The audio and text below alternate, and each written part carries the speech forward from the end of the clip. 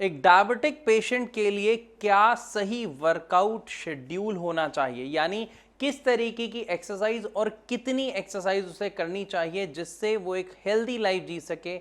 आज की वीडियो में हम यही जानेंगे। देखिए, अगर हम बात करते हैं एक डायबिटिक पेशेंट को एक्सरसाइज करने के बारे में, और यहाँ पर अगर आप पूछना चाहें कि क्या हम जिम जा सकते हैं, क्या हम हैवी वर्कआउट कर सकते हैं, क्या हम वेट लिफ्टिंग वगैरह कर सकते हैं, तो यहाँ पर मैं सबसे पहले आपको एक एडवाइस करना चाहूँगा कि अगर आपको डायबिटीज़ टाइप 2 है और आपकी एज भी कुछ ज़्यादा है, यानी 40 से आप ऊपर हो गए हैं, 42-45 तक है, तो आप जिम एक्सरसाइजेस को बिल्कुल अवॉइड करें। मैं ऐसा क्यों कह रहा हूं, मैं विद रीजन आपको समझाता हूं। ऐसा नहीं है कि आप जाएंगे तो आप कर ही नहीं सकते, आप कर सकते हैं, लेकिन किस तरीके से ये आपको समझना पड़ेगा कि आपकी बॉडी जिम एक्सरसाइज के लिए, जिम वर्कआउट के लिए आपको सपोर्ट कर रही है या नहीं। और सबसे पहले यानी कुछ ऐसे अहम चीजें जो आपको पता होनी चाहिए वर्कआउट से पहले पहले, वो समझिए। जब भी हम बात करते हैं एक डायबिटिक पेशेंट की, तो सबसे मेन चीज उसके शरीर में जो कमी होती है, जो वो फील कर रहा होता है, वो क्या है? लैक ऑफ एनर्जी, यानी पूरी एनर्जी ना होना।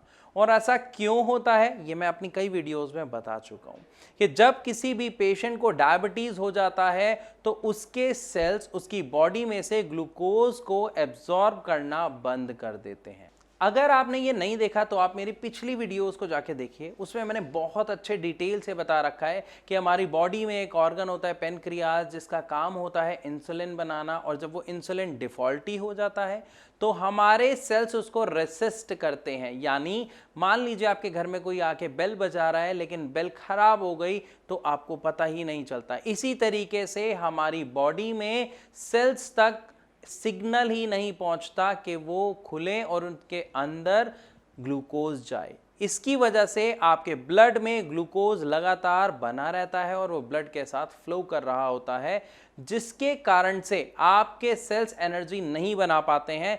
लेकिन जो थोड़ी बहुत एनर्जी आपको मिल पाती है वो आपकी बॉडी में जमे हुए फैट से आपको मिलती है, या वो आपकी बॉडी में से प्रोटीन को यूज करके एनर्जी प्रोड्यूस करते हैं। इसीलिए एक डायबिटिक पेशेंट को हमेशा कमजोरी महसूस होती है, लैक ऑफ एनर्जी यूज होती है, और वो थका थका फील करते हैं। अब आप खुद सोचिए, जब आपको थका हुआ फील हो रहा है तो क्या आपको एक्सरसाइज करने का मन करेगा? बिल्कुल भी नहीं। क्या आप जिम जाना चाहेंगे? बिल्कुल भी नहीं। और अगर शायद कोशिश करके चले भी गए तो क्या होगा? वहां पर हो सकता है आपको चक्कर आ जाए, आपकी तबीयत ज़्यादा खराब हो जाए, क्योंकि जब कोई भी व्यक्ति एक्सरसाइज करता है, वर्कआउट करता है, तो वो एग्जॉस्ट हो जाता है, थक जाता है।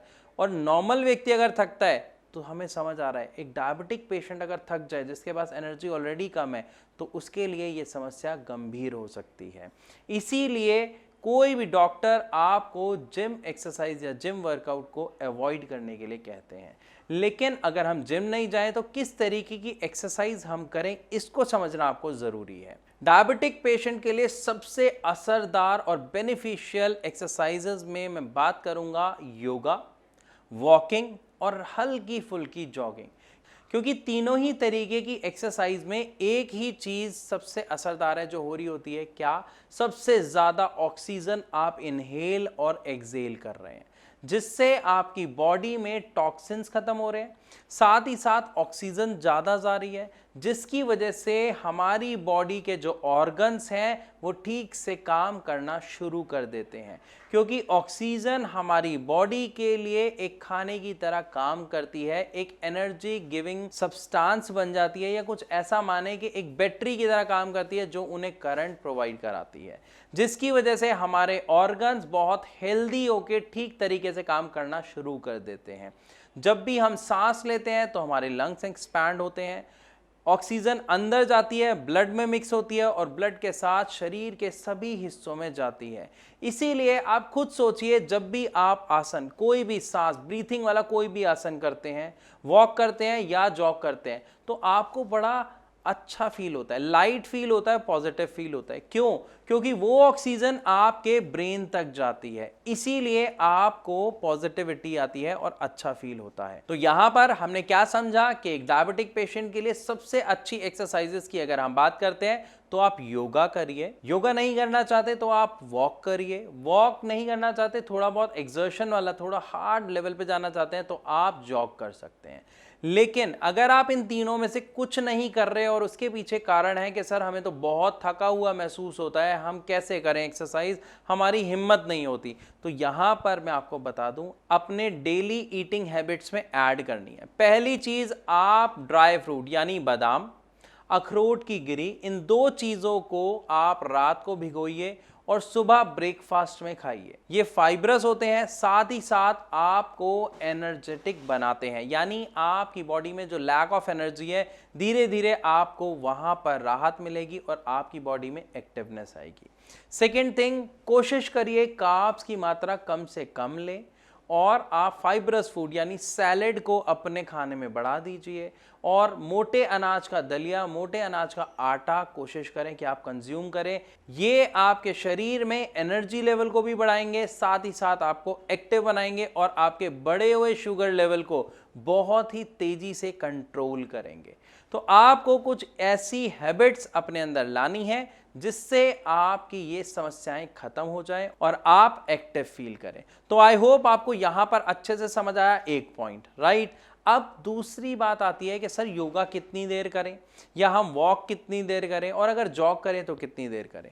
यहां पर आपको एक चीज और समझनी है कि जब आप योगा करें तो कोशिश करें आप पार्क में करें, पार्क नहीं जा सकते तो अपने घर में आपके आसपास प्लांट्स लगे हों ताकि मैक्सिमम ऑक्सीजन आपके अंदर जाए, आप इनहेल करें। और आप शुरुआत में 5-5, 10-10 मिनट से शुरू करके आधे घंटे 1 घंटे तक भी करेंगे तो आप बहुत ही पॉजिटिव फील करेंगे और एक्टिव फील करेंगे, जिसमें आप अनुलोम विलोम, कपालभाति, ये 2 एक्सरसाइज जब आप करेंगे तो बहुत ही अच्छा आपको इंस्टेंट रिजल्ट देखने को मिलेगा एक डायबिटिक पेशेंट को। तो ये 2 एक्सरसाइज को आप आज से ही, अभी से ही अपनाएं। जहां पर भी प्लांट्स हैं, सुबह दोपहर शाम आप कभी भी एक्सरसाइज करें। सिर्फ एक चीज का ध्यान रखें कि खाना खाने के तुरंत बाद आपको एक्सरसाइज नहीं करनी है या योगा नहीं करनी है। और इसी के साथ साथ एक इंपॉर्टेंट पार्ट और अपनी इस लाइफस्टाइल में ऐड करें कि जो आप खाना खा रहे हैं उसका एक फिक्स टाइम होने के साथ साथ हर छोटे छोटे इंटरवल के बाद कुछ खाएं। जैसे आपने सुबह नाश्ता किया, मान लीजिए 8 बजे या 9 बजे, तो आप 11 बजे फिर हल्का फुल्का कुछ खाएं। उसके बाद फिर 2 बजे आप दोपहर का खाना खाएं, फिर 4 से 5 के बीच में आप कुछ हल्का फुल्का खाएं और शाम को 7 बजे तक आप अपना डिनर कोशिश करें कि करके बिल्कुल फ्री हो जाएं, ताकि रात को 9:30-10 बजे तक आप बिल्कुल लाइट फील करें और अच्छी नींद ले पाएं।